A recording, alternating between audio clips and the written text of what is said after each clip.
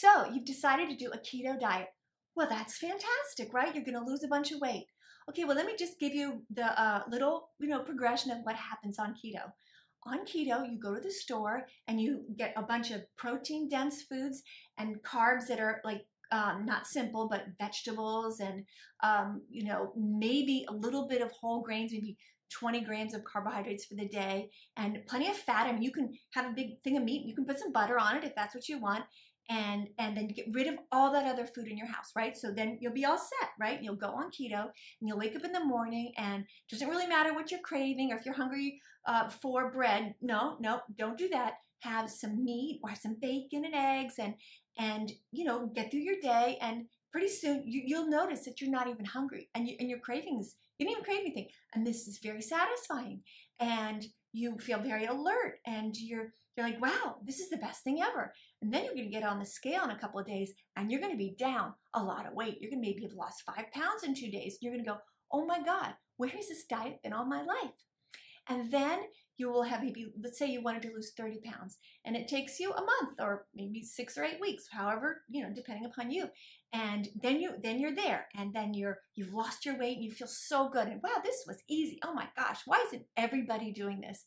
And then you say, okay, time to, like, maybe I don't need to lose any more weight, so well, I'm just gonna have like a little, maybe just one potato with dinner. And then you're gonna get up the next day, and since you weigh yourself all the time because it's such a high because you've been losing weight, you're gonna get on that scale, and you're gonna be up several pounds from one potato, and you're gonna go, well, what's going on here? How could one potato, was like maybe 200 calories, and how could that cause me to gain that much weight? Oh, well, this is the part that keto diet promoters don't want you to know.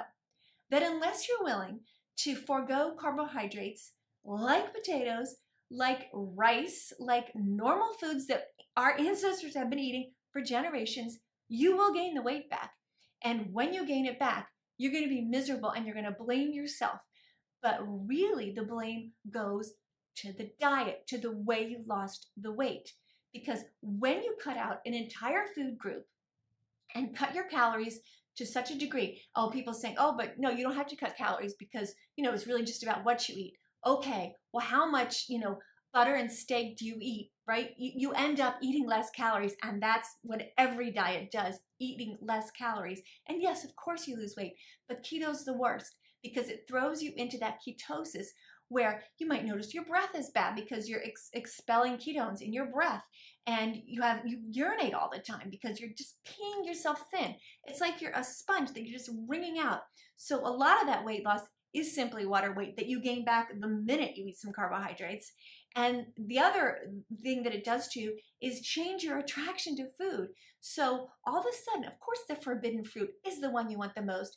And the minute you break, the minute you crack, and you will, because that's normal. If you say, I'm never going to eat another piece of bread in my life, really, come on.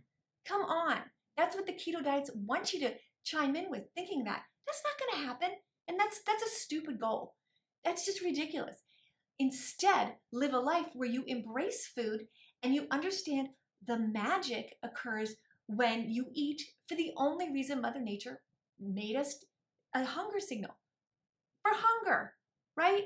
That is your trigger to eat. Not what some book says, not what the latest guy on YouTube or Instagram says. It is what your body says. So when you go on that keto diet and you're not even hungry and you celebrate that, you're celebrating something very sad. You're celebrating that your body has shut off hunger because your body has no idea why you're not eating and no idea why you've completely changed the food that you are eating. No idea. So your body being on your side shuts down hunger, makes you alert, you're hyper aware so that you can forage for food, right? I mean, it's so sensible. So if you don't like that kind of common sense, think about this. Keto diets have been around for a very long time. When I was a kid, it was the Scarsdale diet. It was all the rage. It was very heavy on protein and fat and no carbs, very, very little carbs. And people lost weight. I remember being a young person and losing like 15 pounds in 2 weeks. And I was not big to begin with. So it was like, wow, what is this? You gain it back, and you gain it back quickly. And if these keto diets worked, where's the evidence? Where are all these thin keto people? Because millions and millions and millions of people have done keto diets. and they gain the weight back. I see it in my life all over the place. When I worked at Nutrisystem, when our diets, people came back, a year after having lost all their weight, gaining all their weight back. That wasn't proposed as a keto diet, but it's another low-calorie diet that makes you crave food that you don't even like just to get your body back, get your strength back. That's what your body's trying to tell you to do. So when you're happy because you've lost your hunger, be very, very concerned because your body needs hunger. It's a gift. It's not something you want to squish. You want to learn how to work with your hunger and eat in response to hunger. It is simple. It is the way we were made to be. And diet promoters like the keto diet promoters completely disregard that.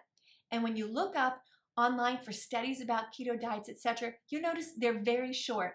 And if you can see the girls behind me, the picture we want to focus on is the true after. It's not right after you lose the weight. That's what we see all over Instagram. Look at me. I've lost 10 pounds in a week. Well, how are you 3 weeks after that? And you don't see those posts. Very infrequently do you see those posts. And a great way that you can see this is the Biggest Loser contestants. They were put in a setting where they really couldn't cheat, or if they were really monitored. And all of those people have gained their weight back with very rare exception. And you can say, oh, well, that wasn't keto. Okay, keto is the worst. Keto is the worst. So if you're going to do it and you lose your hunger and you think that's great, think again. Your hunger is a gift that you use in order to know when to eat. When you turn it off and disconnect, you lose some weight and then you gain more back, really.